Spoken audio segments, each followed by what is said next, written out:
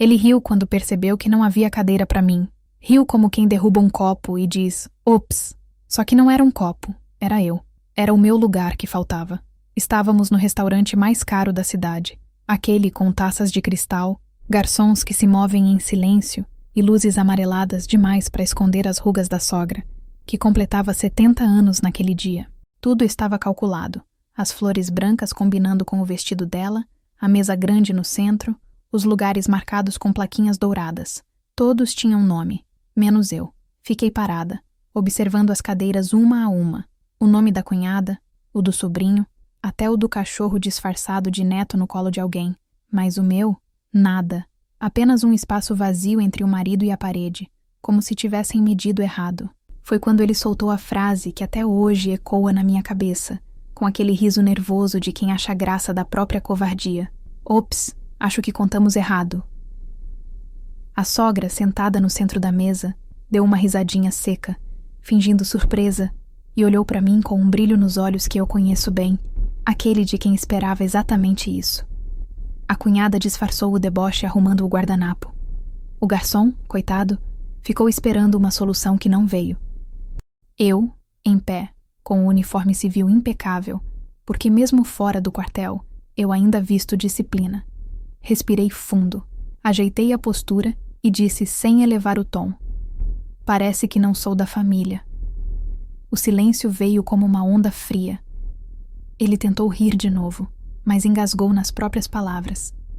Alguém comentou qualquer coisa sobre ajustar as cadeiras ou dar um jeitinho, mas eu já não estava mais ali. Peguei minha bolsa, passei entre as mesas e caminhei em linha reta até a saída. A cada passo, sentia as costas eretas, o queixo firme, o tipo de postura que a vida militar grava no corpo, mesmo quando a alma está despedaçada. Do lado de fora, o vento era fresco, quase libertador.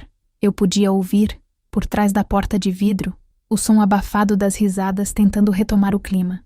Eles seguiram com o jantar. É claro que seguiram.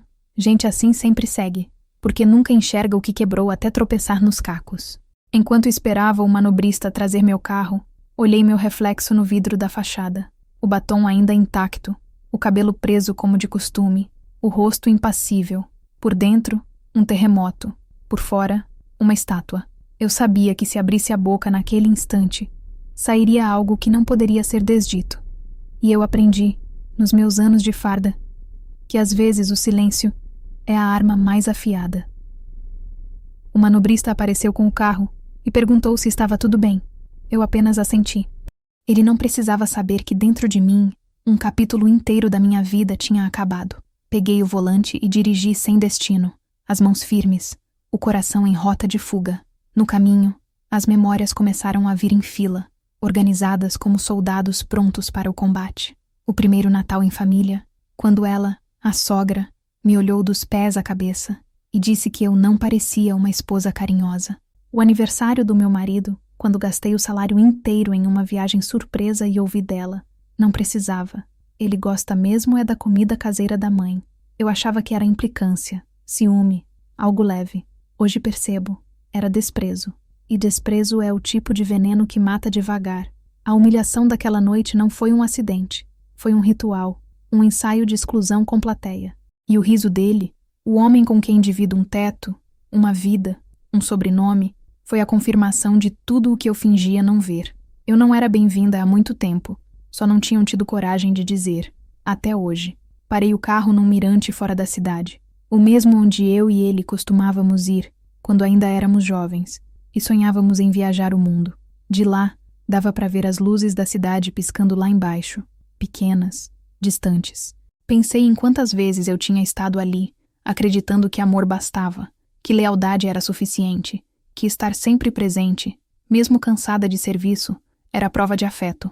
Mas naquele instante percebi que algumas pessoas não querem amor, querem domínio, querem plateia, querem alguém para estar por perto quando precisam de aplausos e sumir quando a festa é só delas. Peguei o celular. Havia uma mensagem dele. Você exagerou, amor. Foi um mal-entendido. Volta. A mãe ficou chateada. Eu li e reli. Nenhuma palavra de desculpa, nenhuma admissão, só o reflexo da covardia. Não respondi. Apaguei a tela, encostei a cabeça no banco e fechei os olhos. O silêncio dentro do carro era tão denso que dava para ouvir o som do próprio pensamento. Eles nunca te viram como igual. O relógio marcava 9:30 da noite quando eu finalmente dei partida. Não sabia para onde ir. Só sabia que não podia voltar para casa fingindo que nada tinha acontecido. A farda que deixei dobrada no armário parecia me chamar, como se dissesse: lembra quem você é. E eu lembrava. Sou a capitã que já comandou tropas em situações de risco, que viu colegas sangrando no campo de treinamento, que passou dias dormindo em chão de barro e noites acordada ouvindo helicópteros. Sou a mulher que aprendeu a não vacilar na frente de ninguém. Mas naquela noite, pela primeira vez em anos, senti algo que nem o treinamento mais duro ensina a conter. A sensação de ter sido traída não por um inimigo, mas por quem jurou me proteger. Enquanto o carro cortava a estrada vazia, comecei a entender que aquele jantar não era sobre uma cadeira a menos. Era sobre tudo o que eu vinha aceitando a menos. Respeito, reconhecimento, parceria. E a cada quilômetro, a raiva ia dando lugar a algo mais perigoso. Clareza. A clareza do que eu podia fazer. Do que ainda estava em meu nome. Do que estava ao meu alcance. Mesmo eles achando que eu era apenas a esposa que trabalha demais. O telefone vibrou de novo. Ignorei. Não era o momento. Havia algo em gestação dentro de mim.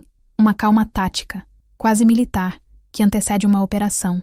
E toda operação começa com silêncio. Parei num posto deserto, comprei uma garrafa de água e sentei na lanchonete 24 horas. As luzes frias, o rádio tocando músicas antigas, o cheiro de café queimado, tudo me pareceu mais honesto do que a mesa que deixei para trás. Peguei um guardanapo e escrevi uma frase que saiu sem pensar. Eles esqueceram com quem estão lidando. Dobrei e guardei no bolso. Quando voltei pro carro, já sabia. Aquela humilhação não seria o fim. Seria o ponto zero. A linha de partida de algo que mudaria tudo. Liguei o carro, olhei pelo retrovisor e vi meu próprio olhar firme, sereno, disciplinado. O olhar de quem não precisa levantar a voz para ser ouvida. De quem aprendeu que às vezes a melhor resposta não é o grito, é o plano. E foi ali, no reflexo da estrada escura e no ronco do motor, que eu percebi. Eles vão rir só até entender o que é perder o respeito de uma mulher que nunca abaixa a cabeça. Porque eu não precisava do lugar à mesa. O que eles ainda não sabiam é que a mesa inteira existia porque eu estava nela. Eu dirigi por quase 1 hora antes de perceber que não ouvia mais música, nem o barulho dos carros passando na estrada. O som que restava era o da lembrança. Ela é barulhenta quando decide aparecer. A cada quilômetro, vinham cenas que eu achava esquecidas, empilhadas lá no fundo da cabeça como caixas marcadas "não abrir". Mas elas abriram sozinhas. E de dentro saiu a história que ninguém daquela mesa de aniversário conhecia, ou talvez fingisse não conhecer. Eu entrei para o exército aos 19 anos, quando todo mundo dizia que era profissão de homem. Vai ficar dura, fria, amarga, minha mãe dizia. Mulher direito não quer farda. Mas eu queria o desafio, a disciplina, a sensação de pertencer a algo maior que o próprio ego. No primeiro dia de instrução, o sargento gritou tão perto do meu rosto que senti o hálito dele e quase desmaiei. Mas não desmaiei. Fiquei. Fiquei quando muitos desistiram. Fiquei quando disseram que eu nunca seria respeitada. Fiquei quando precisei provar o triplo para ter metade do reconhecimento. Foi lá que aprendi o que hoje me mantém de pé. Respirar antes de reagir. Calcular antes de falar. Silêncio é tática. E frieza é proteção. Só que o quartel não ensina o que fazer quando a guerra é dentro de casa. Conheci o Daniel, o homem que riu da falta da minha cadeira, quando eu ainda era tenente. Ele era engenheiro civil, cheio de planos, cheio de charme, com aquele jeito de quem se encanta com mulheres fortes até o dia em que precisa conviver com uma. Ele dizia que eu era inspiradora, que admirava minha coragem, minha disciplina. E eu, ingênua, acreditei. O casamento veio rápido, num feriado de outubro, cerimônia pequena, só os mais próximos. Lembro da sogra chorando na igreja, não de emoção, mas de espanto. Ela queria uma nora delicada, de unhas francesinhas e sorriso dócil. Não uma mulher que marchava melhor que muito soldado. Nos primeiros anos, tentei compensar. Trabalhava de sol a sol no quartel, mas ainda assim voltava para casa com energia para cozinhar, arrumar, sorrir. No fundo, queria ser aceita. Queria que ela, a matriarca da família, olhasse para mim e visse mais que uma militar durona. Só que com o tempo entendi que nada do que eu fizesse mudaria o roteiro que ela já tinha escrito para mim. A esposa inconveniente, a mulher que manda demais, que fala pouco, que não sabe se colocar. Daniel foi mudando aos poucos. No começo, ele me esperava voltar dos plantões noturnos, deixava café pronto, perguntava sobre o dia. Depois, parou de perguntar. Um dia, comentou que não era normal uma mulher chegar em casa tão tarde. Outro, que os homens do quartel deviam olhar demais para mim. Ri, tentei não dar importância, mas a semente da desconfiança já estava plantada. De lá para cá, foi crescendo o muro invisível entre nós dois. E por cima dele, as opiniões da mãe dele, sempre pontuais, sempre afiadas. Ainda lembro da primeira vez que ela me chamou de mulher de farda e de ferro, mas de coração frio. Foi num almoço de domingo, desses que reúnem toda a família. Eu tinha levado um bolo que aprendi a fazer com minha mãe. Ela experimentou uma fatia e disse em tom doce: "É bom, mas falta o toque de quem cozinha por amor, não por costume." Todos riram, Daniel também. E eu, como boa militar, apenas respirei fundo, porque a humilhação disfarçada de brincadeira é a arma preferida dos covardes. Quando o pai dele adoeceu, fui eu quem cuidou. Eu, que tinha que acordar às 5 para o treinamento, que chegava em casa exausta e mesmo assim o levava às consultas, organizava os remédios, fazia o jantar. Ela agradeceu? Não. Disse que era minha obrigação como esposa. Agradecimento não é tradição naquela família. É sinal de fraqueza. Mesmo assim, fiquei. Fiquei porque acreditava em lealdade, porque achei que amar era resistir, porque juramentos para mim têm peso. Talvez porque o quartel tenha me ensinado que desistir é verbo proibido. O tempo passou. Daniel abriu uma empresa de construção civil. E quando o banco recusou o empréstimo, adivinha quem entrou como avalista? Eu. Usei minha reserva financeira, o dinheiro acumulado de missões, para garantir o futuro dele. Ele prometeu que me devolveria em 1 ano. Faz 4. E o assunto nunca mais foi mencionado. Enquanto isso, a sogra foi ficando viúva, amarga e ainda mais controladora. Tudo passava por ela. Os almoços, as viagens, os aniversários, até as roupas que as cunhadas usavam nas festas. Eu era sempre o corpo estranho no meio do clã. Tentei de tudo. Presenteei, ajudei, me calei. Nada bastava. E quanto mais eu me calava, mais eles se sentiam no direito de testar meus limites. Houve o episódio do Natal. A ceia na casa da sogra, eu de plantão até as 21 horas, cheguei correndo, ainda com cheiro de quartel, e encontrei todos comendo. Ela me olhou e disse: "Ah, achei que você nem vinha, já que o exército deve ter prioridade sobre a família." Daniel riu, nervoso, e eu apenas sentei, comi em silêncio e lavei a louça depois, porque quem tem honra não faz escândalo. Guarda, mas guardar tem custo, e o meu estava prestes a vencer. Naquela noite do restaurante, quando percebi que não havia cadeira para mim, o peso de todos esses anos caiu de uma vez. Não era sobre esquecer um nome na lista. Era sobre tudo o que eles sempre quiseram me lembrar, que eu estava ali por tolerância, não por pertencimento. Agora, enquanto eu dirigia rumo a lugar nenhum, percebi que a mulher que eles achavam dominar já não existia. A capitã que aprendeu a agir com precisão e estratégia tinha despertado, e o que viria a seguir não seria grito, nem briga, nem escândalo. Seria operação. Lembrei do dia em que recebi minha primeira medalha. O general me chamou no pátio e disse: "Capitã, o mérito da senhora é saber esperar a hora certa de agir." Eu sorri. Naquele tempo, eu achava que ele falava sobre missões. Hoje entendo que ele falava sobre a vida. Naquela hora, no meio da estrada, peguei o celular e abri o aplicativo do Banco Militar. O extrato mostrava os depósitos mensais que eu fiz para sustentar a empresa do Daniel nos primeiros 2 anos. Ele nunca devolveu, mas todos os bens estavam vinculados ao meu CPF. A casa onde a sogra morava, o carro novo que ele dizia ser dela, até o terreno da empresa. Tudo tinha minha assinatura em algum lugar. Eles esqueceram esse detalhe. Sorri, não por vingança, mas por lucidez. Eles pensavam que a militar era apenas uma esposa com postura rígida. Esqueceram que uma mulher de farda aprende cedo que todo movimento tem consequência, que toda estratégia começa com um mapa. E eu conhecia aquele terreno como ninguém. Encostei o carro, olhei o relógio. Ainda não era meia-noite, e me dei conta de que, pela primeira vez em anos, eu não sentia culpa por estar sozinha. Sentia força.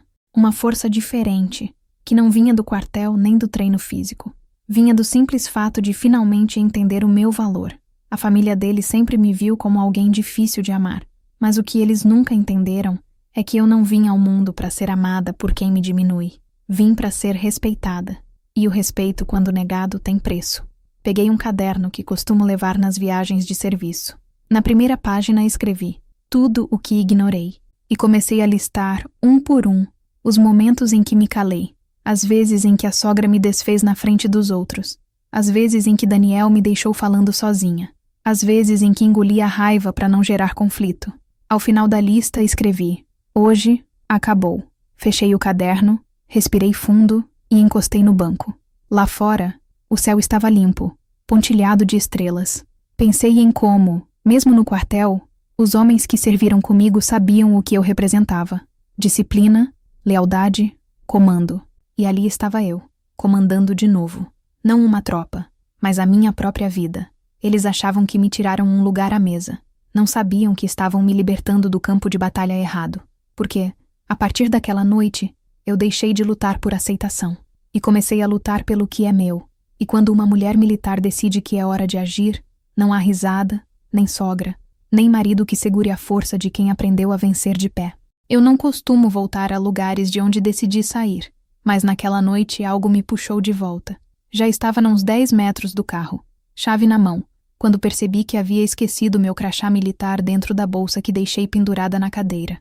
A cadeira que nem deveria ser minha. Hesitei por um instante, mas o crachá é mais que um pedaço de metal. É parte de quem eu sou. Voltei. Entrei pelo mesmo corredor que dava acesso ao salão principal. O som das risadas e talheres me atingiu como um eco familiar. O som da farsa. Caminhei devagar, como quem entra em território hostil, até o banheiro feminino. Era ali que eu deixara a bolsa, apoiada no balcão da pia, minutos antes de perceber que não havia lugar para mim. As luzes eram frias. O chão de mármore refletia o que eu não queria ver. Meu próprio rosto, firme demais para alguém que acabara de ser excluída. Eu estava sozinha até ouvir as vozes. Primeiro um sussurro, depois risadas abafadas. 2 mulheres entraram sem perceber que eu estava atrás da porta do reservado. Reconheci na hora. Uma era a cunhada. A outra, a filha mais nova da sogra. Aquela que sempre quis ser o centro das atenções. Ela foi embora mesmo? Perguntou a mais nova, lavando as mãos. Foi, e melhor assim, respondeu a cunhada, com aquele tom de quem se sente vencedora. Mamãe queria uma noite só com a família de verdade. O coração me deu um solavanco, mas fiquei em silêncio. Daniel ficou sem graça, mas ele entende. Casar com uma mulher assim, militar, você sabe, essas mulheres mandonas acham que podem controlar tudo. Mamãe sempre disse que ela não combina com a gente. Elas riram. Riram baixo como quem saboreia o veneno. E o pior, continuou a cunhada, é que ela acha que é dona das coisas. Fica dizendo que o carro da mamãe é dela, que ajudou na casa, que emprestou dinheiro. Imagina, o Daniel só deixou o nome dela em uns papéis para facilitar. Homem faz isso para não brigar. Senti um frio percorrer a espinha. Em silêncio, minhas mãos se fecharam. Não de raiva, mas de uma lucidez repentina. Eles realmente acreditavam nisso, que eu era um adorno, uma formalidade, uma assinatura dispensável. A outra respondeu, em tom quase infantil. A mãe dele disse que, se ela sumir de vez, nada muda. Que é só refazer os contratos, porque a mulher dele não vai durar nesse casamento. Militar é assim, vive sozinha, morre sozinha. Elas riram outra vez. Dessa vez, o riso veio acompanhado do som de uma descarga e do barulho de salto ecoando até a porta. Eu permaneci imóvel, como se o corpo tivesse entrado em modo de missão. Cada palavra que ouvi ficaria guardada como prova, não de traição, mas de cegueira, porque não é traição quando a pessoa nunca esteve do seu lado, é apenas o fim do disfarce. Esperei as 2 saírem. Quando o silêncio voltou, abri a porta devagar. Olhei meu reflexo de novo. Os olhos estavam diferentes. Não havia raiva, nem tristeza. Havia foco. Peguei minha bolsa, encontrei o crachá e, antes de sair, lavei as mãos lentamente, como quem encerra um ritual. Era a última vez que aquele restaurante me veria fraca. No corredor, o garçom me reconheceu e perguntou se eu tinha esquecido algo. Respondi apenas: recuperei o que é meu. Sei, e caminhei para a saída sem olhar para a mesa onde eles ainda brindavam. Do lado de fora, a cidade já respirava a madrugada. O vento cortava o rosto e trazia consigo o cheiro de terra molhada. Peguei o celular e abri a conversa com Daniel. Nenhuma nova mensagem, nenhuma ligação. Ele seguia jantando, sorrindo, fingindo normalidade. Foi então que percebi. A minha ausência não causava desconforto, causava alívio, e isso doeu mais do que a humilhação inicial. Entrei no carro e fiquei ali parada, motor desligado, mãos no volante. O som das vozes das duas ainda ecoava. Mulher de farda morre sozinha, repeti em voz baixa, só para sentir o peso das palavras. Depois, uma risada seca escapou, quase involuntária. Elas não tinham ideia, não sabiam o tipo de mulher que estavam tentando enterrar viva. Peguei o celular de novo, mas dessa vez abri o aplicativo do banco. Rolei até a pasta de contratos, os mesmos que elas chamaram de papéis para facilitar. Ali estavam as assinaturas, a casa, o carro, o investimento da empresa. Tudo formal, legal, incontestável. Eu não precisava discutir com ninguém, bastava agir. Enquanto observava a tela iluminada, lembrei do dia em que o Daniel me pediu para assinar o contrato do carro da mãe. Ele disse que o banco não aprovaria o financiamento sem um fiador. Eu aceitei sem pensar. Estávamos juntos. Éramos um time. Hoje percebo que ele nunca entendeu o significado dessa palavra. Para ele, eu era apenas uma extensão útil, até o dia em que decidi puxar o fio da tomada. Respirei fundo e fechei o aplicativo. Não era hora de agir ainda. Um bom soldado nunca entra em campo sem estratégia. Primeiro, observa. Depois, ataca. No retrovisor, vi meu próprio olhar e pela primeira vez, ele não tremia. Peguei o crachá no banco do passageiro e o encarei. O brasão dourado refletia a luz da rua. E naquela luz, vi tudo o que eu tinha esquecido. Quem eu era antes de tentar caber naquele molde de esposa perfeita. Eu era a mulher que já enfrentou tempestades de areia no deserto, que segurou arma por 10 horas seguidas, que comandou homens que duvidavam dela e provou, um a um, que disciplina vence a arrogância. Eu sobrevivi a muito mais do que o desprezo de uma família que nunca me quis. Mas havia algo diferente agora. Não era apenas vontade de resistir. Era vontade de mostrar o peso do que eles perderiam.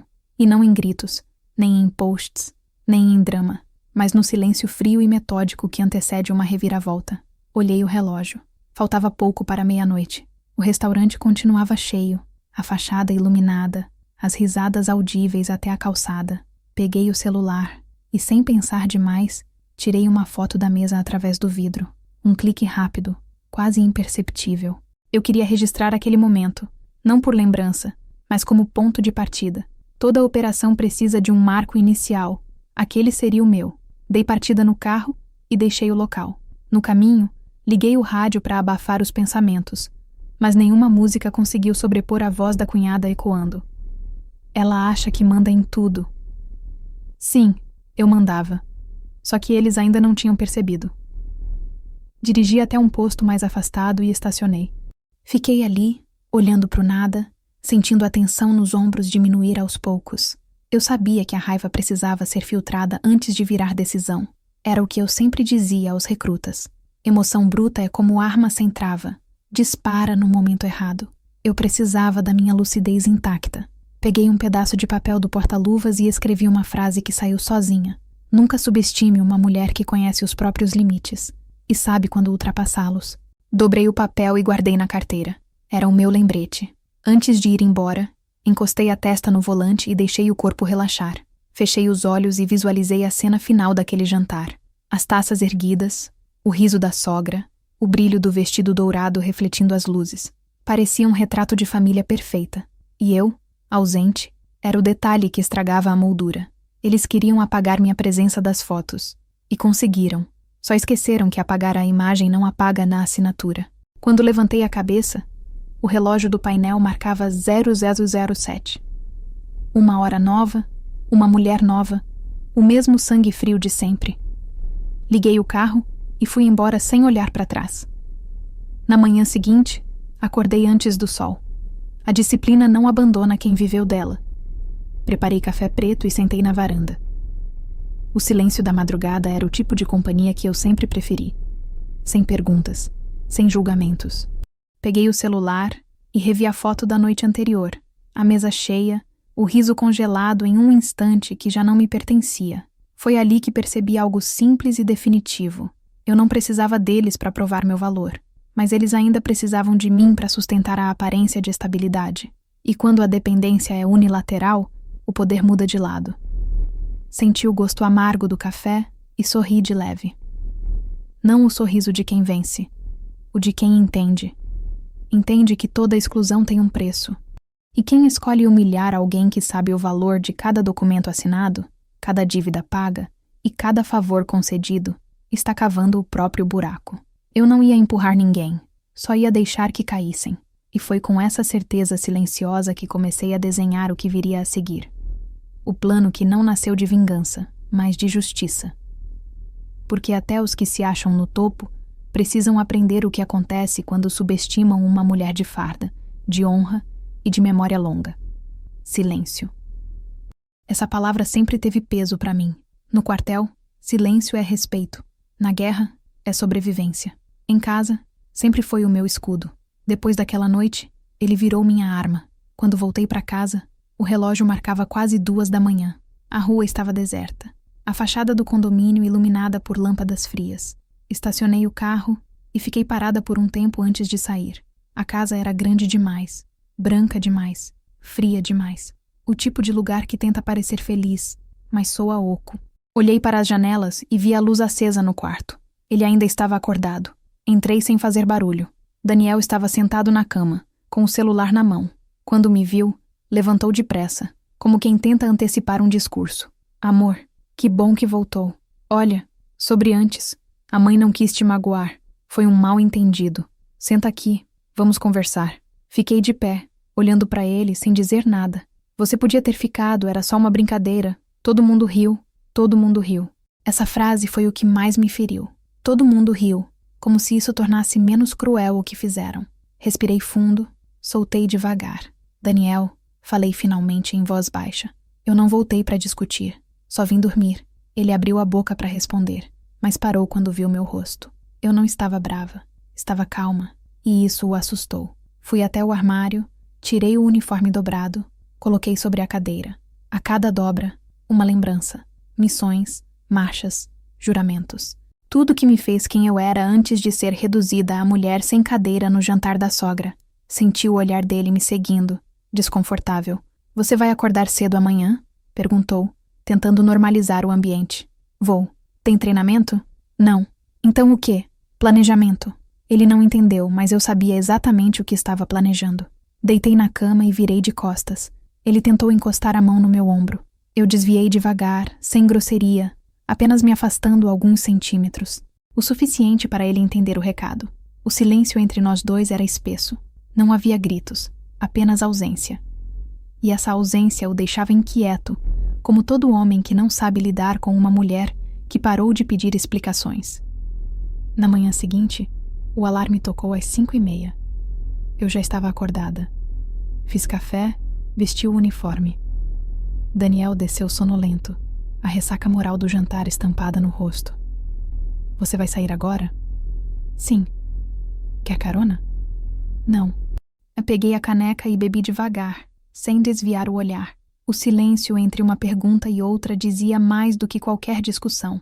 Ele estava tentando sondar o terreno, entender até onde eu sabia. Só que ele não tinha como imaginar o quanto eu já havia ouvido, nem o que eu estava prestes a fazer. Antes de sair, deixei o celular sobre a mesa. Ele olhou curioso.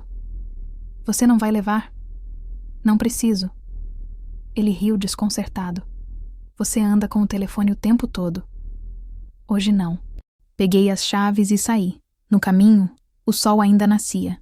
A cidade acordava devagar e eu me sentia estranhamente leve. Parei o carro perto de um café pequeno, o mesmo onde costumava estudar estratégias militares quando ainda era aluna da academia. Sentei, pedi um expresso e tirei o caderno que havia começado na noite anterior. Abri na página onde estava escrito tudo o que ignorei. Abaixo, escrevi uma nova linha. A partir de hoje, observação. Passei o dia inteiro em silêncio, observando. Observei as mensagens que ele enviava. Você vai voltar para jantar? A mãe perguntou de você. Não respondi nenhuma. Observei as ligações da sogra. 5 no total. Não atendi. Observei a sensação de paz que crescia a cada hora que passava, sem eu precisar justificar minha ausência. Era como se eu tivesse descoberto uma forma nova de respirar. No quartel, sempre me ensinaram que a vantagem está em quem espera o inimigo agir primeiro. A diferença é que, dessa vez, o inimigo não estava do outro lado da trincheira. Estava dentro de casa, dentro da família, sorrindo nas fotos de grupo. No fim da tarde, recebi uma mensagem de uma amiga, também militar. Vi foto da sua sogra. Festa linda. Você não foi? Sorri. Ela não fazia ideia. Respondi apenas. Fui, por alguns minutos. Ela digitou de volta. E valeu a pena? Demais. Aprendi mais em meia hora do que em 20 anos de convivência. Fechei o celular e pedi a conta. O silêncio começava a incomodar quem estava do outro lado, e esse era o primeiro sinal de que minha ausência estava surtindo efeito. Quando voltei para casa naquela noite, encontrei Daniel na sala, tenso. Você não respondeu minhas mensagens. Eu li. E não podia dizer nada? Nem tudo precisa ser dito. Ele bufou impaciente. Você tá levando isso longe demais. Foi um erro, acontece. Erros acontecem quando há intenção de acertar. Ah, pronto. Vai começar o discurso militar. Não, Daniel. O silêncio é o meu discurso agora. Ele ficou parado, confuso, sem saber como reagir a uma mulher que não grita, não acusa, apenas observa. O tipo de reação que desarma qualquer manipulador. Naquela noite, ele dormiu antes de mim. Fiquei olhando o teto, pensando em como o silêncio tem o poder de corroer o culpado. Enquanto eu respirava em paz, sabia que ele se reviraria na cama tentando entender o que estava por vir. A incerteza era minha aliada. No dia seguinte, não preparei o café. Não deixei o uniforme pendurado no lugar de sempre.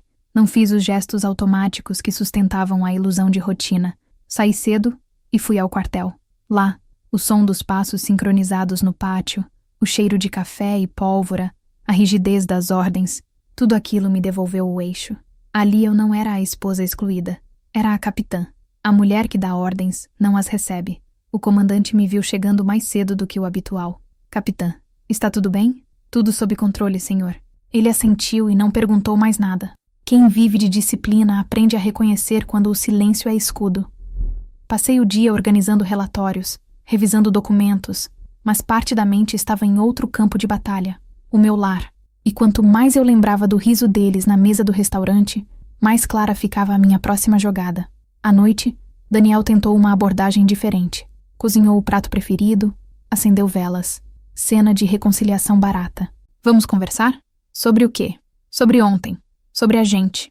Olhei para a mesa. Tudo arrumado. Perfeito. Mas faltava algo. Verdade. Você quer conversar ou justificar? Eu quero resolver. Resolver exige arrependimento, não ensaio. Ele ficou quieto, encarando o chão. E eu entendi que aquele silêncio agora era dele, não meu. Depois do jantar, subi pro quarto. Senti o corpo cansado, mas a mente em alerta. Peguei o caderno e escrevi. Dia 2. Silêncio mantido. Observação continua. Reação do alvo. Instabilidade crescente. Sim, eu tratava tudo como missão. Porque era. Só que dessa vez, o objetivo não era vencer alguém. Era me libertar. As mensagens da sogra continuaram. No terceiro dia, ela finalmente escreveu. Você precisa aprender a perdoar, minha filha. Famílias erram, mas permanecem unidas. Ri. A palavra filha nunca soou tão falsa. Não respondi. Daniel começou a chegar mais tarde. Talvez tentando evitar o clima. Talvez tentando entender com quem estava casado. Eu sabia que ele conversava com a mãe todos os dias, tentando mediar o estrago. Mas já era tarde demais. O silêncio entre nós tinha se tornado um muro. E ninguém atravessa um muro sem convite. Em uma das noites seguintes, acordei com o som do celular vibrando. Era uma ligação dele para alguém, feita no corredor. Fiquei em silêncio, escutando da porta entreaberta. Ela tá estranha, mãe. Não fala, não reage.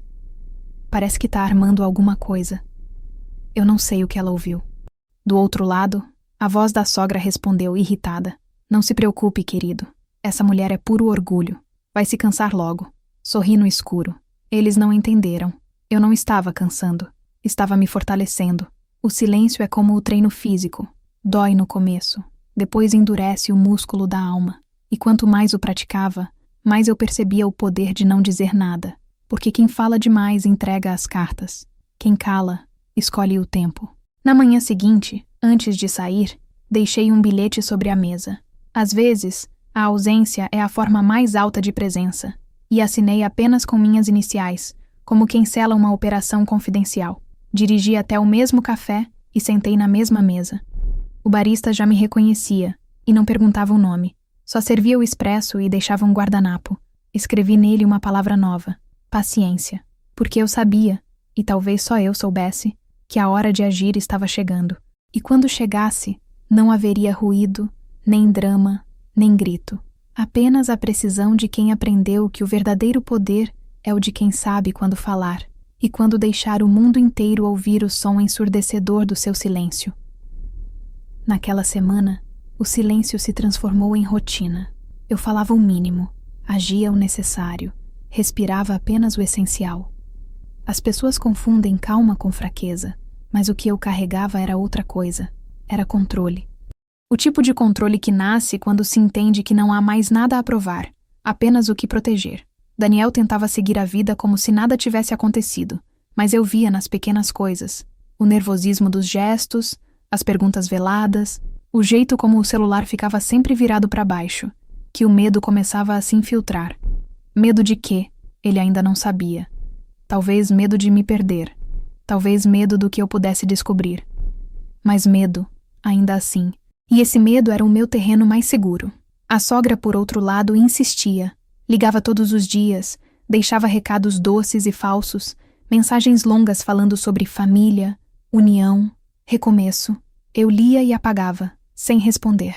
Um dia ela escreveu: "Você precisa entender que certas posições devem ser ocupadas por quem sabe seu lugar." Foi aí que percebi que eles realmente acreditavam que eu não tinha nenhum, e eu sorri, porque foi nessa crença que se construiu toda a estrutura que eu estava prestes a desmontar. Na manhã de quinta-feira, sentei na varanda com um café e o mesmo caderno onde vinha anotando tudo. As páginas já estavam cheias, observações, datas, frases que ouvi, nomes de pessoas envolvidas nos negócios da família. Folheei lentamente e percebi que aquele caderno não era mais um diário. Era um relatório de guerra. E, como em toda guerra, chega um ponto em que a estratégia precisa se tornar movimento. Comecei pela parte prática. Liguei para o banco onde estava registrado o financiamento da casa da sogra. Era um contrato antigo, feito quando o Daniel ainda não tinha crédito suficiente. O gerente me atendeu com voz cordial. "Capitã Ferreira, em que posso ajudar?" Eu expliquei que precisava revisar algumas informações sobre um imóvel em meu nome. Ele confirmou os dados e, quando mencionou o endereço, senti um tipo de satisfação serena. Tudo continuava igual. Eu ainda era coproprietária. Ele perguntou se eu pretendia atualizar algo e respondi apenas que sim, mas que o faria pessoalmente. Desliguei e fechei o caderno. Era o suficiente por enquanto. Enquanto isso, Daniel continuava vivendo como se o chão não estivesse rachando sob os pés. Me observava com atenção, mas não tinha coragem de perguntar o que se passava. Uma noite, ao sentar à mesa, ele comentou, com a naturalidade de quem quer medir o terreno: "Amanhã vou levar minha mãe ao médico. O carro dela está com problema. Vou pegar emprestado o nosso." Eu apenas balancei a cabeça. Ele não sabia, ou fingia não saber, que aquele carro estava no meu nome. Fui eu quem assinou o contrato, quem pagou a entrada, quem garantiu o seguro. E foi nesse detalhe que percebi: eu não estava à margem da história. Eu era a estrutura. Tudo o que sustentava aquela família passava, direta ou indiretamente, pelas minhas mãos. Na manhã seguinte, vesti o uniforme, olhei no espelho e vi outra mulher me encarar. Não era mais a esposa silenciosa, nem a nora tolerante. Era a oficial que entende o poder dos documentos, dos dados, das decisões frias. Saí cedo, antes que ele acordasse, e fui até o banco. O gerente me recebeu com respeito. Sentei diante dele, firme, e pedi para revisar todos os contratos vinculados ao meu CPF. Ele digitou, leu em silêncio e depois disse: "A senhora tem participação em 3 contratos ativos: casa, veículo e linha de crédito empresarial. Pedi cópias." Ele hesitou. "A senhora quer cópias físicas?" "Quero tudo em papel." Ele imprimiu, grampeou e me entregou. Quando coloquei a pasta dentro da bolsa, Senti o peso concreto do que sempre foi meu e que eles fingiram ser deles. Antes de sair, perguntei se havia alguma pendência. O gerente consultou o sistema e respondeu: há uma solicitação recente de aditamento na empresa de construção em que seu nome aparece como garantidora. Franzi o senho. De quem é a solicitação? Ele consultou novamente. Do senhor Daniel Andrade. Agradeci e pedi que nenhuma alteração fosse aprovada sem minha assinatura. Ele assentiu, discreto, como quem entende mais do que diz. Na saída, o vento soprava forte e eu senti algo dentro de mim alinhar-se com aquele movimento. Era como se depois de anos eu voltasse a marchar em ritmo próprio. Peguei o celular e escrevi uma mensagem curta para Daniel. Não use meu nome em nada sem me consultar. Qualquer tentativa será barrada. Enviei e esperei. A resposta veio minutos depois. O que é isso, amor? Que mensagem é essa? Eu apenas coloquei o aparelho de volta na bolsa e entrei no carro. O dia passou como se o tempo tivesse parado. No trabalho, ninguém notou nada. Eu me movia com a mesma precisão de sempre, mas havia um fogo contido por baixo da postura. O tipo de fogo que não destrói, mas purifica. Na volta, o celular estava cheio de mensagens dele. Precisamos conversar. Você está estranha. O que aconteceu? E por fim, a mãe está preocupada. Sorri. Eles sempre invocam a preocupação quando o controle escapa das mãos. Cheguei em casa ao anoitecer. Daniel estava na sala, nervoso. O telefone da mãe ainda na mão. O que é essa história de banco? O gerente me ligou dizendo que você pediu bloqueio nos contratos. Você tá louca? Eu larguei a bolsa, tirei o casaco e sentei com calma. Não estou bloqueando nada, só garantindo o que é meu. Ele ficou em pé, andando de um lado para o outro. Isso é paranoia. Somos casados, é tudo nosso. Olhei para ele, firme. Tudo nosso até o dia em que eu virei hóspede na própria família? Ele abriu a boca, mas eu levantei a mão. Não quero resposta. Só quero que entenda uma coisa. O que você chama de nosso existe porque eu assinei. O silêncio voltou, mas dessa vez não era tenso. Era definitivo. Ele olhou para mim como quem enxerga pela primeira vez o que sempre esteve diante dos olhos. Eu não precisei gritar. Bastou estar ali, inteira, no meu lugar. Naquela noite, quando ele dormiu, desci até o escritório, acendi a luminária e espalhei sobre a mesa todos os documentos que o gerente me entregou. Linhas, cláusulas, assinaturas. A materialização da minha presença. E enquanto lia, senti algo parecido com paz, porque tudo o que construí, até mesmo o que usei para ajudá-los, agora se tornava minha fortaleza. Eles tinham o sobrenome, as aparências, as festas. Eu tinha os papéis. E papéis são o que manda no mundo. De madrugada, abri a janela e olhei a cidade adormecida. Lembrei da frase que a cunhada dissera no banheiro do restaurante. Se ela sumir, nada muda. Senti vontade de rir. Se eu sumisse, tudo desabaria. A casa, os carros, o negócio. Eles só não sabiam ainda. E talvez nunca tenham sabido. Na manhã seguinte, o telefone tocou cedo. Era o advogado da família. Um homem educado que me conhecia de outras reuniões. Capitã, a senhora poderia comparecer ao escritório? Houve uma tentativa de atualização de contrato que depende de sua autorização. Eu confirmei o horário e desliguei.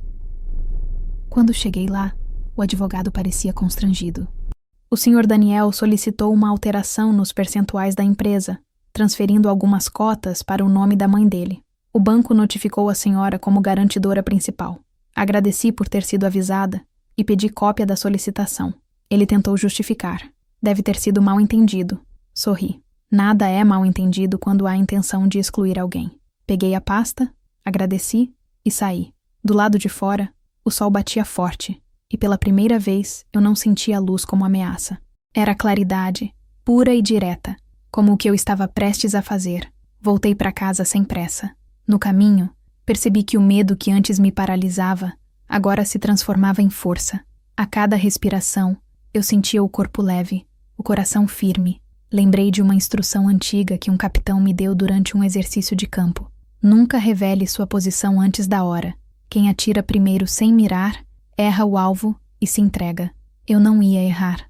Eu estava mirando. Ao chegar, Daniel tentou iniciar mais uma conversa.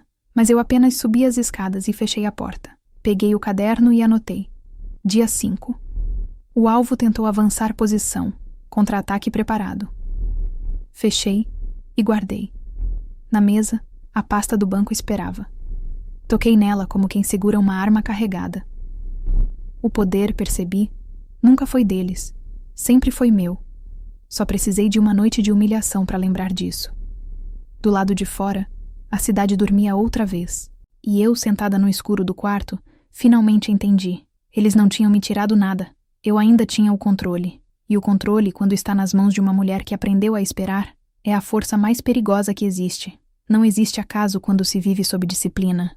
Toda decisão que parece instintiva, na verdade, já foi ensaiada 1000 vezes na mente. Aquele fim de tarde começou como outro qualquer, mas eu sabia, desde o momento em que abri os olhos pela manhã, que seria o dia em que a espera terminaria. A calma não é passividade, é tática. E tática, quando bem usada, confunde o inimigo. Eu havia passado dias observando, recolhendo provas, guardando mensagens e documentos, mapeando os pontos frágeis da estrutura que fingia ser sólida. Cada detalhe anotado com precisão militar.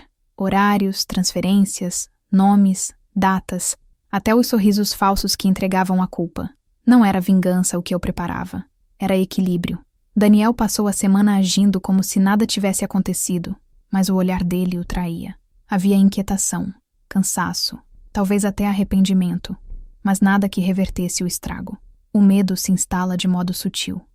Começa no estômago e termina nos gestos. Ele me observava como quem teme que o chão se mova a qualquer instante, e eu, imóvel, apenas deixava o silêncio trabalhar. Até que naquela sexta-feira, às 5:30 da tarde, o telefone tocou. Era o gerente do banco.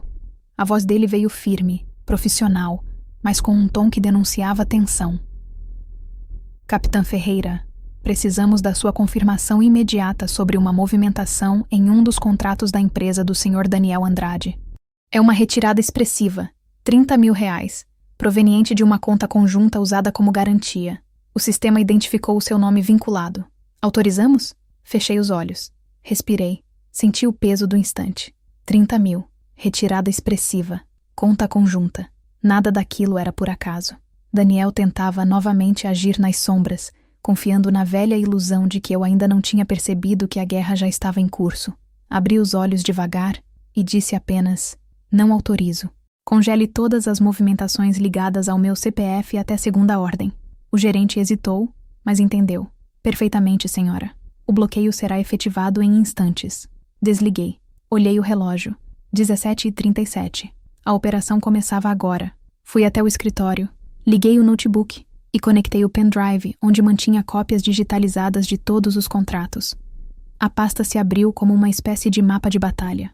Lá estavam os documentos do carro, da casa, da empresa, cada um com sua assinatura. E a minha, sempre ao lado.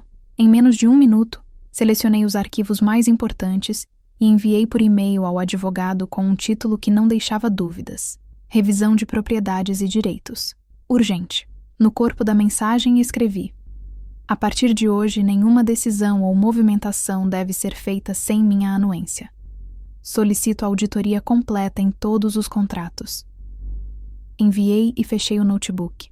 O relógio agora marcava 17h41. Peguei o celular. Havia uma série de mensagens de Daniel. Amor, chego mais tarde. Não me espera para jantar. Te amo. Apaguei todas. Depois liguei para o número do advogado. Ele atendeu de imediato. Capitã, recebi sua mensagem. Está tudo bem? Respondi calmamente. Está. Só quero garantir que tudo que construí continue em boas mãos. As minhas. Ele assentiu do outro lado, em silêncio. Entendido. Posso iniciar os trâmites agora. Inicie. Quando desliguei, olhei pela janela. O céu começava a escurecer e a cidade ganhava o brilho dourado das luzes artificiais. Era uma sexta-feira qualquer para o mundo, mas para mim era o início do fim de uma farsa. Pensei na sogra, nas palavras dela, no riso satisfeito de quem acreditava ter vencido. Imaginei sua expressão quando percebesse que a mulher que eles tentaram apagar tinha o poder de desligar o que sustentava o império da aparência. Às 17h46, recebi a confirmação do advogado. Documentação revisada, contratos vinculados. Bloqueios e notificações serão processados ainda hoje. Em 48 horas, o acesso bancário será restrito a você. Li devagar, como quem degusta a justiça. O som do portão automático me trouxe de volta à realidade. Daniel havia chegado. Reconheci o ruído do motor, o estalo do portão, o som das chaves. Por um instante, pensei em subir e me trancar no quarto, mas não. Eu não ia me esconder dentro da minha própria casa. Fiquei na sala, de pé, esperando. Quando ele entrou, o olhar foi de alívio e culpa ao mesmo tempo. Você está aqui. Achei que tivesse saído. Respondi com serenidade. Por que sair? É minha casa também, não é? Ele hesitou. Tirou o paletó. Forçou um sorriso. Claro que é. Aliás, preciso te contar uma coisa. Tive que fazer um saque hoje para pagar uns fornecedores da empresa. Nada demais, mas talvez o banco ligue. Olhei para ele sem piscar. Ligou. O silêncio que se seguiu foi mais eloquente do que qualquer grito. Ele empalideceu. Ligou? Ligou. E eu neguei a autorização. Daniel piscou rápido, nervoso. Você o quê? Neguei. E congelei as contas vinculadas ao meu nome. Nenhum centavo sai sem minha assinatura. Ele tentou rir, mas o som morreu na garganta. Você não pode fazer isso. Posso. E fiz. Por um segundo, vi algo no olhar dele que não era raiva, nem medo. Era admiração. A admiração confusa de quem sempre subestimou. E, de repente, enxerga o tamanho da força que ignorou. Ele passou a mão no rosto, sentou no sofá e ficou olhando para o chão. Você está me punindo. Cruzei os braços. Estou me protegendo. Mas você está destruindo tudo. Não. Só estou tirando minha sustentação do que já estava podre. O relógio marcava 18h05. Menos de 30 minutos desde a primeira ligação. Em meia hora, o cenário de uma vida inteira tinha mudado de dono. Eu não sentia prazer, apenas paz. O tipo de paz que vem quando se assume o comando de volta. Daniel levantou devagar, andou até mim e disse, em tom baixo, Você não entende o que está fazendo. Respondi firme. Pelo contrário, pela primeira vez eu entendo exatamente o que estou fazendo. Ele saiu batendo a porta. O som ecoou pela casa, mas não me abalou. Peguei o caderno, abri na página seguinte e escrevi. Operação concluída. 30 minutos. Resultado. Estabilidade retomada. Estado emocional. Controle absoluto. Fechei o caderno e deixei sobre a mesa, como um registro silencioso de que a guerra havia mudado de lado. Mais tarde, quando a noite já estava completamente formada, fui até a varanda. O vento estava frio, cortante, e as luzes da cidade piscavam como se nada tivesse acontecido. Abaixo, o som dos carros, das pessoas, da vida comum, tudo seguia. E eu, sozinha, sentia a calma estranha de quem acabou de mover uma peça definitiva no tabuleiro. Pensei nas palavras de um instrutor que tive durante o curso de formação. O tiro mais eficaz é o que não precisa ser disparado.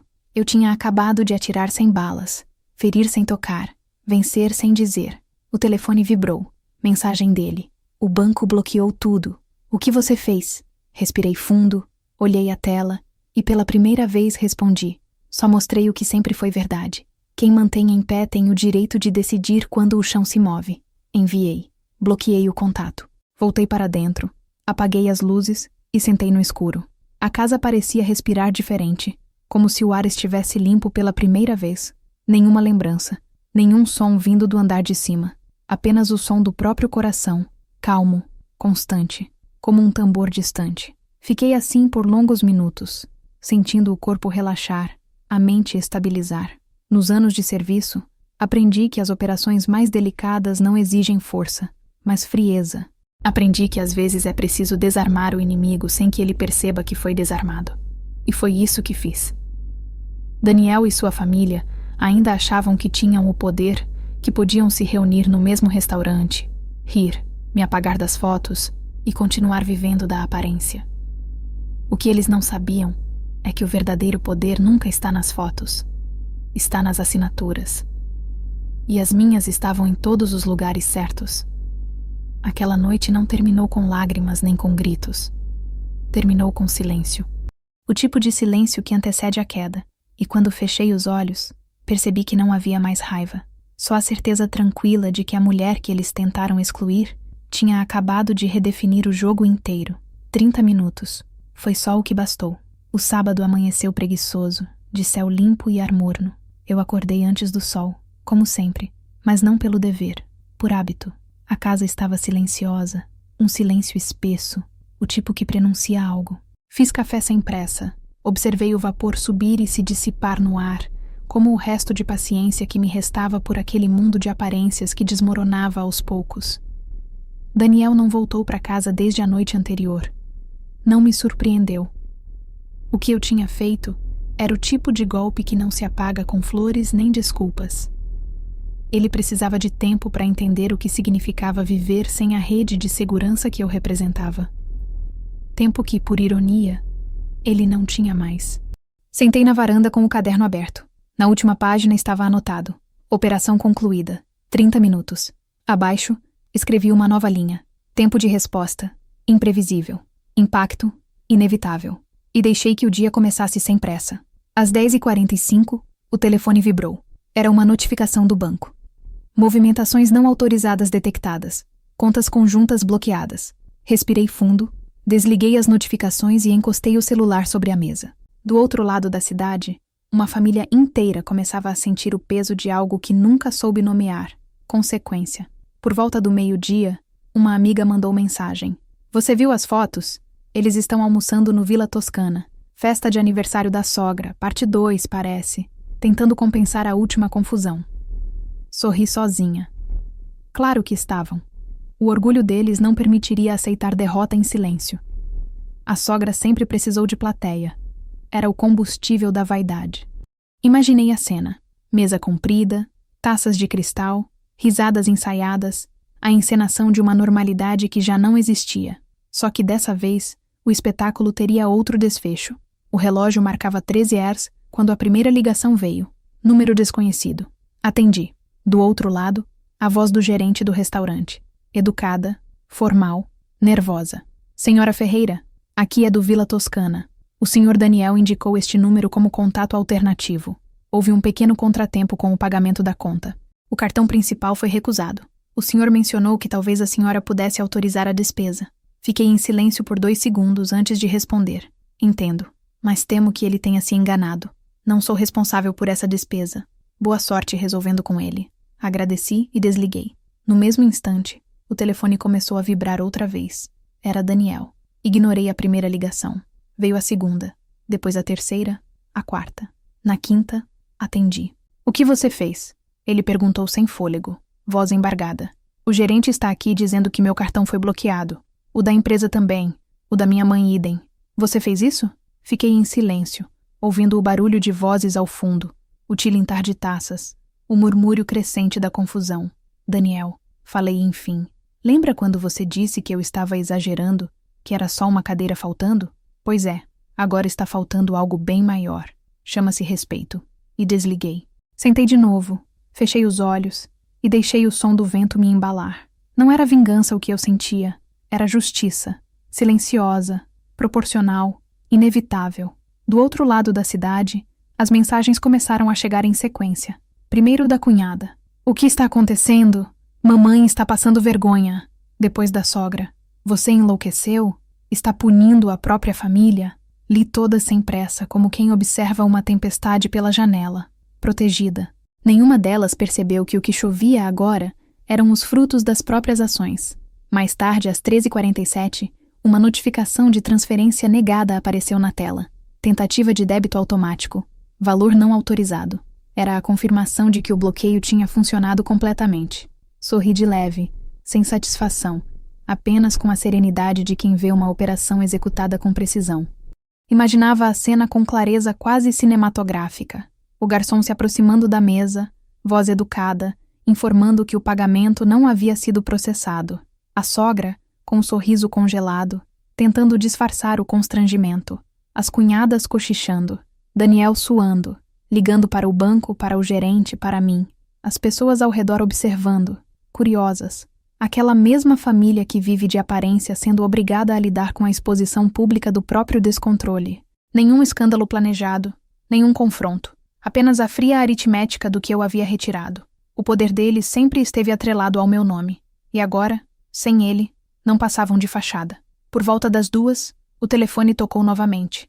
Desta vez, o número era do gerente do banco. "Senhora Ferreira, estamos recebendo diversas tentativas de acesso irregular às contas bloqueadas. Devo manter as restrições?" Respondi apenas: "Mantenha tudo exatamente como está.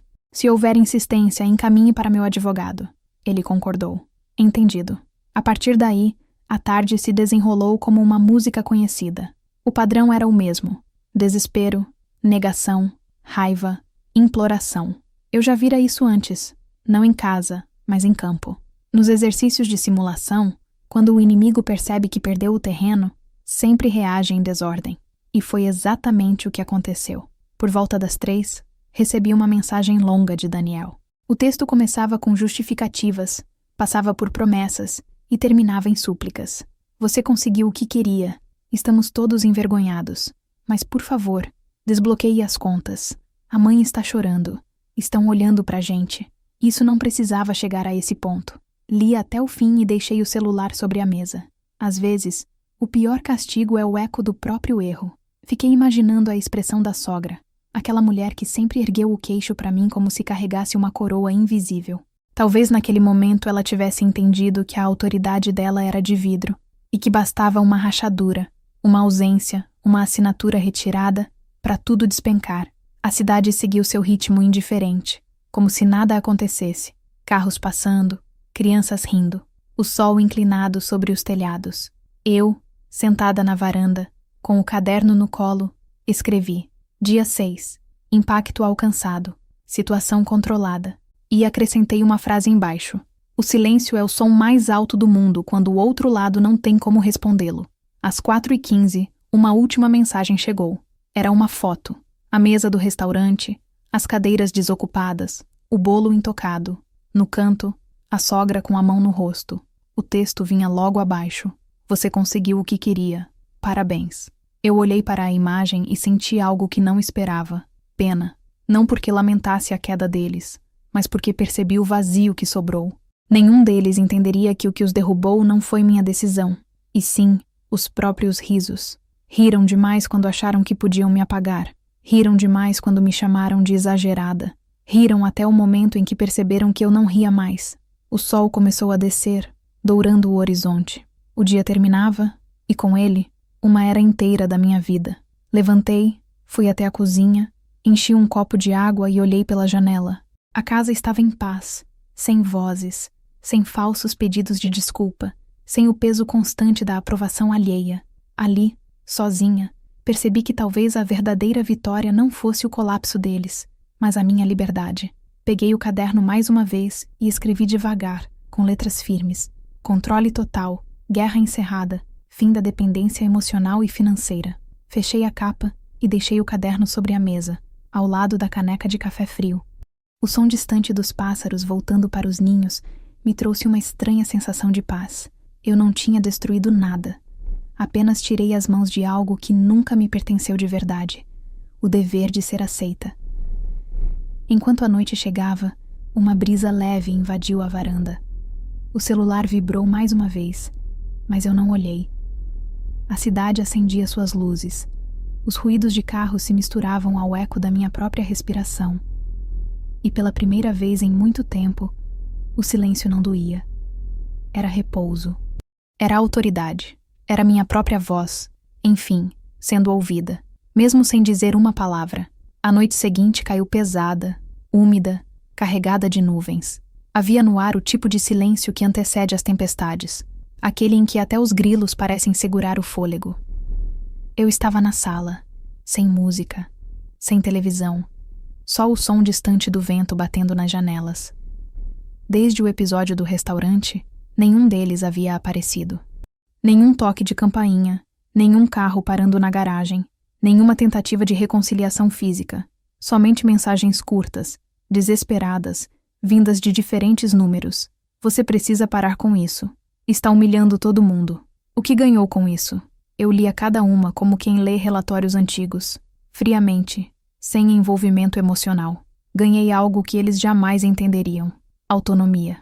Por volta das 8, ouvi o barulho de motor vindo da rua. Um carro estacionou em frente à casa, os faróis iluminando o portão. Esperei alguns segundos até o som da campainha ecoar. Não me movi de imediato. Deixei que tocasse mais 2 vezes antes de abrir. Quando o portão eletrônico começou a subir, o farol do carro recortou a silhueta de Daniel. Ele usava a mesma expressão de sempre depois das brigas. A mistura de culpa e cálculo. Como quem não sabe se vem pedir perdão ou negociar rendição. Abri a porta, mas fiquei no batente. Ele se aproximou devagar, com o celular na mão, o terno amassado, o cabelo desgrenhado. Parecia menor do que eu lembrava. Posso entrar? Perguntou. Respondi com a calma que aprendi em anos de comando. Pode, mas fala o que veio falar e depois vai embora. Ele entrou, olhou em volta, como se o ambiente tivesse mudado. E tinha. A casa parecia diferente, não por causa dos móveis, mas porque eu já não habitava aquele espaço como hóspede. Eu estava no comando. Sentou-se no sofá, colocou o celular sobre a mesa e esfregou o rosto. Você ganhou, começou. Conseguiu o que queria. Mamãe está arrasada. Minhas irmãs chorando. A empresa em colapso. Parabéns, destruiu tudo. Respirei fundo. Sentei na poltrona em frente a ele e cruzei as pernas. Nada foi destruído, Daniel. Eu só tirei o suporte que mantinha em pé o que já estava apodrecendo. Se desabou, é porque não tinha estrutura. Ele me olhou com raiva contida. Você bloqueou as contas, cancelou contratos, travou os carros e ainda quer dizer que não destruiu nada? Eu apenas devolvi cada responsabilidade ao verdadeiro dono. Você. Ele se levantou, começou a andar em círculos. Isso não é você. Essa frieza, essa vingança. O que aconteceu com a mulher que eu conheci? Sorri, sem humor.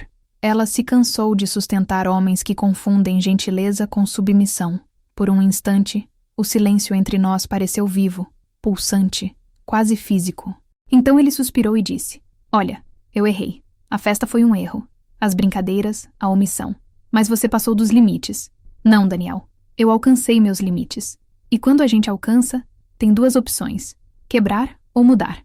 Eu escolhi mudar. Ele sentou de novo, dessa vez mais próximo, e me encarou como se procurasse vestígio da mulher dócil que ele lembrava. Você me odeia? Perguntou. A pergunta veio carregada de algo quase infantil. Balancei a cabeça devagar. Não, o ódio exige importância. E eu finalmente te tirei desse posto. O celular dele vibrou sobre a mesa. Ele olhou a tela e franziu o senho. É o banco. Querem falar com você. Já falei com eles. O gerente disse que o bloqueio total inclui a conta pessoal da mamãe. Ela não tem como pagar nada. Nem o aluguel, nem as contas do mês. Vai deixar ela assim? Eu me levantei e fui até a janela. O vidro refletia a rua molhada e o brilho distante dos postes. Ela viveu a vida inteira me dizendo que eu precisava saber o meu lugar. Pois é, agora ela também vai aprender a saber o dela. Ele se levantou num salto, a voz elevando um tom. Você está se tornando o que mais odiava. Virei-me devagar.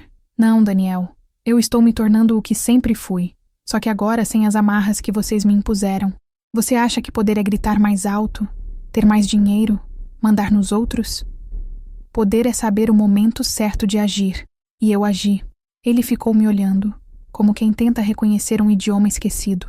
Então disse, num tom quase de súplica: E o que vai ser agora? Vai deixar a gente na miséria? Vai ver minha mãe passar vergonha? A frieza na minha voz me surpreendeu. A vergonha, Daniel, não começou hoje.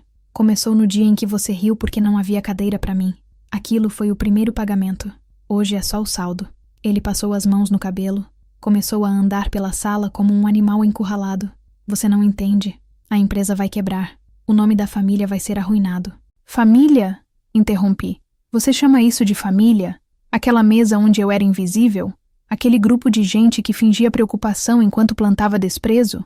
Essa família já estava arruinada há muito tempo, só que vocês estavam ocupados demais fingindo que não viam. A voz dele diminuiu, quase um sussurro. E você acha que vai sair disso limpa? A sociedade vai descobrir, as pessoas vão comentar, vão te culpar. Senti uma leveza que há anos eu não sentia. Deixa que falem. Eu aprendi a viver com o que os outros pensam desde o dia em que vesti essa farda. E diferente de vocês, eu sei lidar com julgamentos. Ele se calou. A expressão no rosto era um misto de confusão e reconhecimento. Pela primeira vez, entendeu que não havia retorno.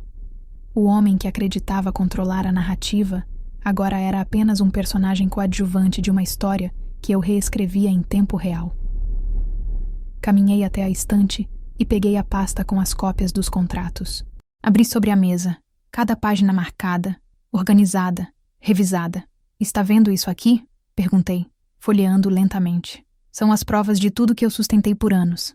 A casa, o carro, a empresa, até as dívidas. Tudo tem meu nome. E sabe o que é mais curioso? Vocês nunca perceberam, porque estavam tão ocupados rindo da minha frieza, que esqueceram que frieza é apenas foco. Ele olhou para as folhas com olhos de quem vê dinamite prestes a explodir. Você vai entregar isso para quem? Para ninguém. Eu só quero que veja e entenda o que significa apagar alguém que tem poder de assinar sua ruína. Um trovão soou ao longe, e a luz piscou por um segundo. A cena parecia ensaiada por algum diretor invisível. Ele olhou para mim, talvez esperando um gesto de piedade, talvez uma brecha para reconstrução.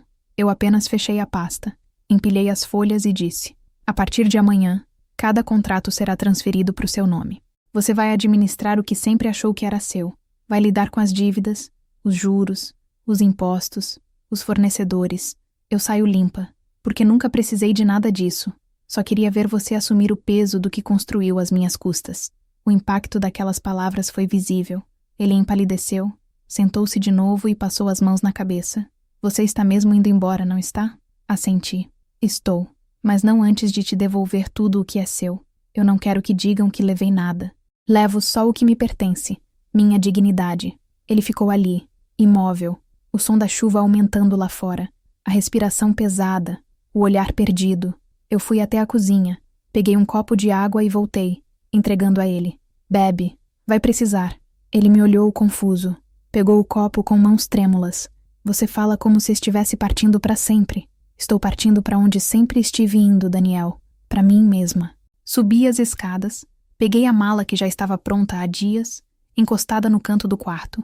Não havia roupas demais, nem lembranças supérfluas, só o essencial: documentos, uniformes, o caderno e a sensação inegociável de liberdade.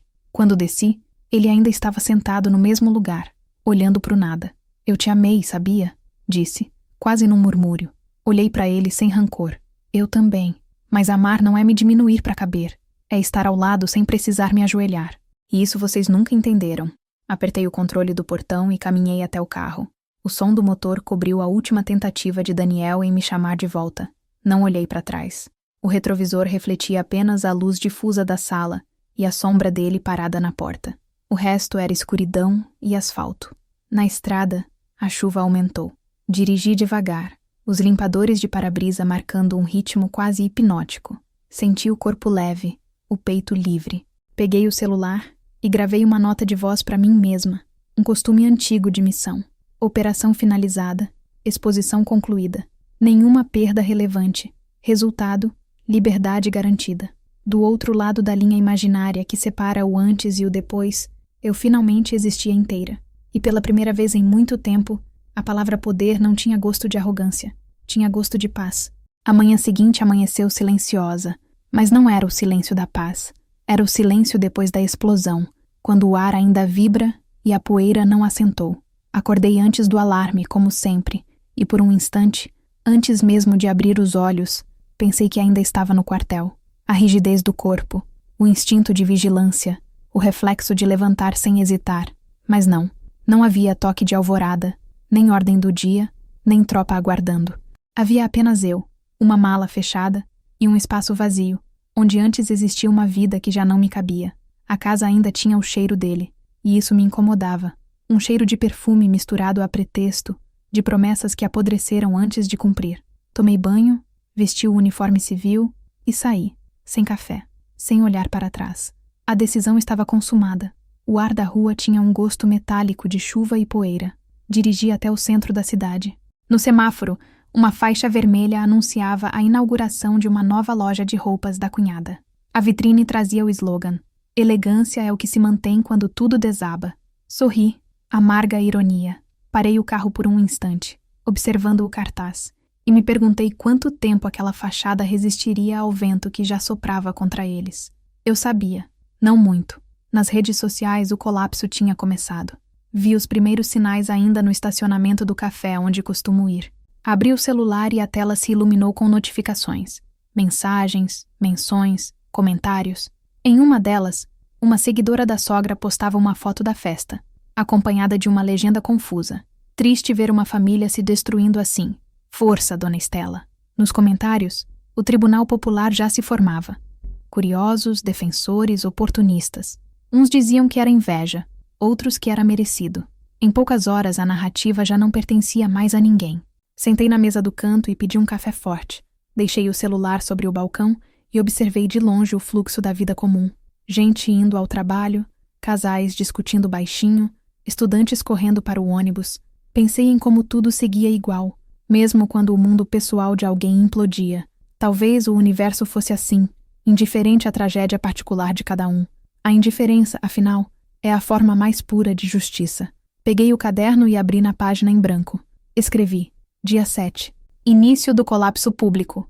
Previsão de queda. Total. Depois fechei, porque às vezes basta nomear as coisas para que elas se realizem. Por volta das 10, o celular vibrou com uma nova notificação. A sogra havia postado um texto longo no Facebook, uma espécie de lamento ensaiado. Quando a ingratidão bate à porta, só Deus conhece os corações. Fiz de tudo por quem nunca me respeitou. Hoje pago o preço por confiar demais. O post acumulava dezenas de comentários em minutos, metade de solidariedade, metade de ironias disfarçadas de consolo. Li tudo em silêncio, sentindo uma calma que só quem conhece a verdade consegue sustentar. Eu não precisava me defender, bastava esperar. A verdade, mesmo calada, sempre tem fôlego mais longo que a mentira. Às 11h30 meu telefone tocou. Era Dorine, uma colega de farda que trabalhava agora na corregedoria. Capitã, tá tudo bem? Vi seu nome circulando num fórum local. Estão dizendo que você processou a família do marido. É verdade? Suspirei. Não, só tirei meu nome do que não era meu. Ela riu do outro lado. Então é verdade de outro jeito. Pedi que não se preocupasse. Sabe, Dorine, às vezes o silêncio é o melhor advogado. Desliguei e saí do café. O sol começava a sair por entre as nuvens, e a luz refletia no para-brisa dos carros como se tudo estivesse sendo lavado, purificado. Passei por um grupo de mulheres na calçada. Reconheci duas, vizinhas da sogra. Elas cochichavam com os celulares na mão, disfarçando os olhares quando passei. Senti pena. Aquele tipo de pessoa vive da ruína alheia, como quem se alimenta de farpas. No caminho de volta, a rádio do carro transmitia uma reportagem sobre uma denúncia de má gestão em pequenas empresas locais. O nome da empresa de Daniel surgiu no meio da notícia. O repórter lia o texto com a voz impessoal de quem não sabe que está descrevendo o fim de uma história. Segundo fontes próximas, a empresa Andrade Consultoria enfrenta bloqueios judiciais e suspeitas de irregularidades em contratos de financiamento. Estacionei o carro no acostamento e desliguei o rádio. Por alguns segundos, fiquei apenas ouvindo o som do próprio coração. Eu sabia que a exposição viria. Era inevitável, mas ouvir aquilo em voz alta teve um sabor agridoce. Não de vitória, mas de constatação. O teatro estava ruindo, cena por cena. Na tarde daquele mesmo dia, o primeiro escândalo visual apareceu. Um vídeo gravado por um cliente descontente circulava nos grupos de mensagens. Mostrava Daniel saindo apressado do escritório, sendo questionado sobre as pendências financeiras. Ele tentava sorrir, negava, mas a voz tremia. A legenda era cruel. O marido da militar poderosa agora foge das próprias dívidas. Vi o vídeo uma única vez e fechei o celular. A vergonha deles não me dava prazer, me dava silêncio. Era o eco natural de uma escolha. À noite, quando voltei para casa, encontrei a caixa de correio cheia. Cartas do banco, notificações, um envelope com o nome de um advogado desconhecido.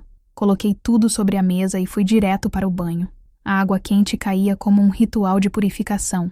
Pensei em tudo o que tinha acontecido nos últimos dias.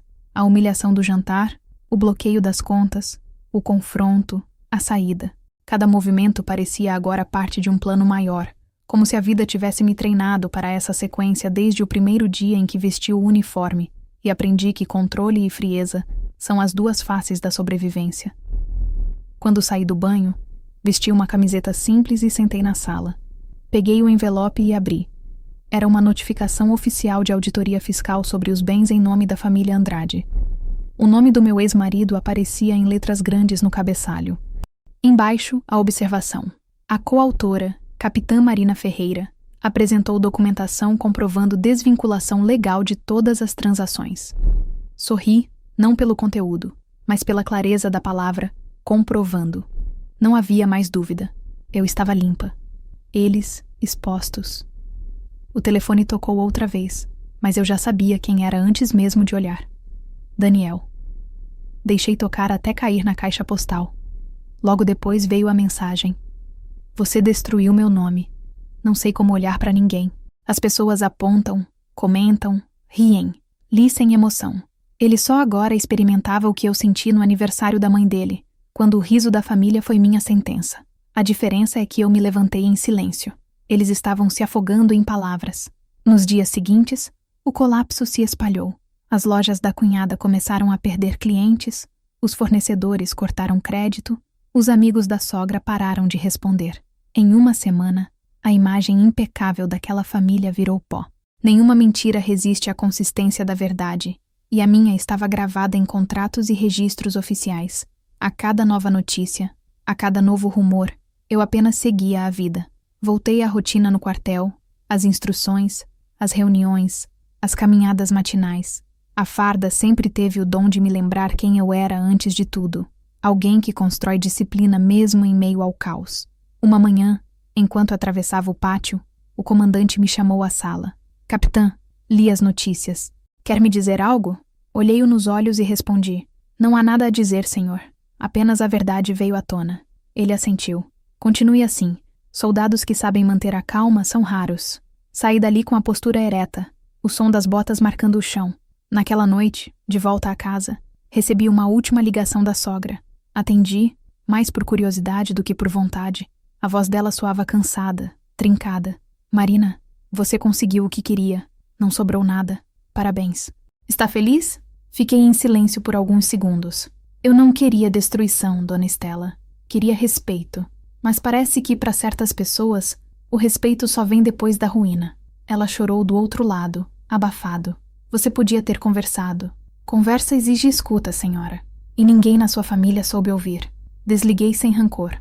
Às vezes, o fim é só o ponto em que o barulho cessa. Fui até a varanda. A cidade dormia, e o céu, agora limpo, mostrava poucas estrelas. Peguei o caderno e escrevi. Dia 10. A queda é completa. O palco está vazio. Fechei a capa e deixei-o sobre a mesa. Pela primeira vez, senti que a história não precisava mais ser contada. Ela apenas existia. E no lugar da humilhação, agora havia um espaço sereno. O mesmo que existe depois de uma guerra vencida, quando o soldado guarda o uniforme e percebe que a verdadeira vitória é voltar a dormir sem medo. Os dias seguintes foram diferentes. Não pela ausência de barulho, porque o mundo nunca deixa de fazer barulho, mas pela ausência de peso. O ar parecia mais leve, o tempo mais lento, como se o relógio finalmente tivesse se ajustado ao meu ritmo. Pela primeira vez em muito tempo, acordei sem a sensação de estar atrasada para alguma coisa, sem o impulso automático de checar mensagens, sem o nó no peito que vinha com o nascer do sol. A guerra, enfim, havia terminado, e eu ainda estava de pé. Comecei a rotina como quem reaprende o próprio corpo. Café simples, pão com manteiga, caminhada curta até o portão. O silêncio, que antes era tenso, agora era companhia. Havia serenidade nas pequenas coisas, no som da chaleira, na poeira que dançava no raio de luz da manhã, no cheiro do sabonete. Era como se o mundo, que antes era campo de batalha, tivesse voltado a ser um lugar habitável. O telefone tocava às vezes, mas eu não atendia. Alguns números desconhecidos, outros familiares demais. Mensagens da sogra, cada vez mais espaçadas, com frases curtas, tentando soar neutras. Estamos recomeçando. Desejo que esteja bem. A vida segue. E eu pensava, segue sim, mas nunca no mesmo rumo. Daniel não escreveu mais. Depois da última ligação em que me chamou de destruidora, o silêncio dele foi o primeiro gesto de respeito em meses. Voltei ao trabalho com uma disciplina nova. No quartel, as pessoas já sabiam de parte da história. O burburinho era inevitável. Militares têm ouvidos atentos e bocas discretas. Mas ninguém perguntou diretamente. O olhar dos colegas era de algo entre admiração e cuidado. Um deles, o sargento Almeida, cruzou comigo no corredor e disse apenas: "Capitã, a senhora parece mais leve." Respondi: "A leveza vem quando a gente deixa de carregar o que não era nosso." Ele sorriu. E seguimos em silêncio. Passei a dedicar mais tempo ao treinamento físico, não como fuga, mas como ritual. Cada flexão, cada corrida, cada gota de suor parecia devolver um pedaço de mim. O corpo lembrava o que a mente ainda processava, que resistência não é só suportar, é permanecer íntegra depois da tempestade. Em casa, comecei a esvaziar o que sobrou. Doei roupas, joguei fora papéis antigos, limpei armários, apaguei fotos. O processo não era de esquecimento, era de limpeza. Aprendi que esquecer é impossível, mas limpar é escolha. No lugar das fotos com sorrisos forçados, coloquei paisagens, montanhas, mares, lugares onde nunca estive, mas que representavam tudo o que eu ainda podia ser. Uma tarde, decidi visitar o litoral. Peguei o carro e dirigi sem destino fixo, apenas seguindo o instinto. O vento batia forte, e a estrada aberta me deu a sensação de movimento que eu precisava. Depois de algumas horas, encontrei uma pousada simples perto da praia. Fiquei ali por uns dias. Acordava cedo, caminhava descalça na areia, observava o mar quebrar em ondas calmas e repetitivas. Havia algo de terapêutico naquilo. O som do mar não julga, não cobra, não explica. Apenas existe, como a vida deveria ser. Em uma dessas manhãs, sentei em uma pedra e abri o caderno. A capa já estava gasta, as páginas cheias de anotações, datas, frases. Li algumas delas. Observação, controle, ação concluída. E agora, pela primeira vez, escrevi algo novo. Recomeço. Logo abaixo anotei. A liberdade não é o oposto da prisão, é o resultado da consciência. Fechei o caderno e deixei que o vento o tocasse, como se o mundo precisasse folhear as páginas comigo. Numa noite calma, durante o jantar na pousada, uma senhora se aproximou. Tinha cabelos grisalhos e um olhar gentil. Você é a Capitã Ferreira, não é? Li sobre você no jornal. A mulher que abriu mão de tudo para se reerguer. Assenti, desconfortável. Ela sorriu. As pessoas julgam, mas poucas entendem que às vezes é preciso destruir o castelo para poder respirar fora das muralhas. Agradeci e continuei comendo em silêncio. Suas palavras ficaram comigo por dias. Quando voltei à cidade, a poeira das fofocas já havia baixado. As redes sociais estavam quietas. A empresa de Daniel havia sido vendida, e a sogra se mudara para o interior. A ausência deles não era uma vitória. Era um espaço vazio, mas eu aprendi a gostar desse espaço. Era o território onde cabia o que eu sempre deixei de lado, minha própria vida. Com o tempo, comecei a frequentar um curso de liderança feminina, oferecido pelo Exército. Fui convidada para palestrar sobre resiliência e ética em ambientes de pressão. Aceitei. Na primeira palestra, diante de mais de 100 oficiais, respirei fundo antes de falar. A maioria das pessoas acredita que disciplina é sinônimo de obediência, mas não é. Disciplina é saber quando obedecer e quando parar de abaixar a cabeça. As palavras saíram sem ensaio. Falei por 40 minutos sobre integridade, sobre como o silêncio pode ser força e sobre como o verdadeiro poder não está em quem grita, mas em quem age no momento certo. Quando terminei, a sala estava em silêncio, o mesmo tipo de silêncio que precede o aplauso genuíno, aquele que vem não de cortesia, mas de identificação. Depois da palestra, uma jovem soldado se aproximou. Capitã, posso te agradecer? Achei que força era nunca ceder, mas agora entendo que força também é saber sair. Sorri. Sim, e sair de pé é o que separa as mulheres que sobrevivem das que só resistem. As semanas seguintes foram tranquilas.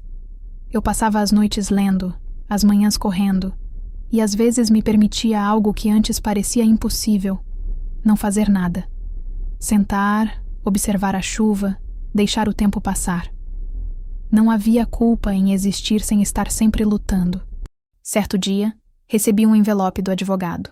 Dentro, havia um único papel: a confirmação de que todas as transferências estavam finalizadas e que meu nome estava oficialmente desvinculado de qualquer negócio, dívida ou bem da família Andrade.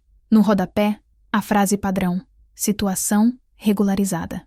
Aquela palavra, regularizada, tinha um sabor de renascimento, como se finalmente o mundo tivesse reconhecido o que eu já sabia. Eu estava livre. Naquela noite, sentei na varanda, o caderno sobre o colo, e escrevi a última anotação: fim da operação, início da vida. Fechei a capa e guardei o caderno na gaveta, não como quem guarda um segredo, mas como quem encerra um ciclo. Dias depois, fui convidada para um jantar com colegas do quartel. Aceitei. Quando cheguei ao restaurante, o garçom me acompanhou até a mesa. Havia lugares marcados. Olhei ao redor. Nenhum vazio, nenhuma cadeira faltando. E pela primeira vez, percebi que não importava. Eu já tinha meu próprio lugar, e ele não dependia de ninguém para existir. Brindei com água, como sempre fiz. O sabor era simples, limpo, direto. Brindei a tudo o que perdi e, sobretudo, ao que recuperei. Brindei ao silêncio, ao controle, a calma que vem depois da tempestade.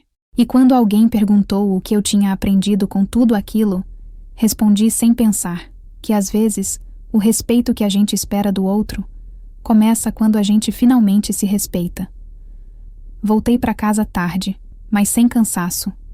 Antes de dormir, olhei pela janela o reflexo da lua na vidraça e pensei em todas as versões de mim que ficaram para trás. A mulher que cedeu, a que chorou, a que suportou, a que se calou por medo. Todas elas me trouxeram até aqui. Nenhuma foi em vão. Deitei e fechei os olhos. Pela primeira vez, o sono veio leve, sem sonhos pesados, sem vozes. Só o som do próprio coração batendo em compasso firme. E antes de adormecer pensei, a vida não me devolveu o que me tiraram. Me devolveu o que eu havia esquecido de ser. E assim, com a serenidade de quem venceu sem precisar destruir, adormeci. Não como a mulher que foi humilhada, nem como a que se vingou, mas como a que, enfim, aprendeu que o silêncio, quando nasce da dignidade, é o som mais bonito que existe.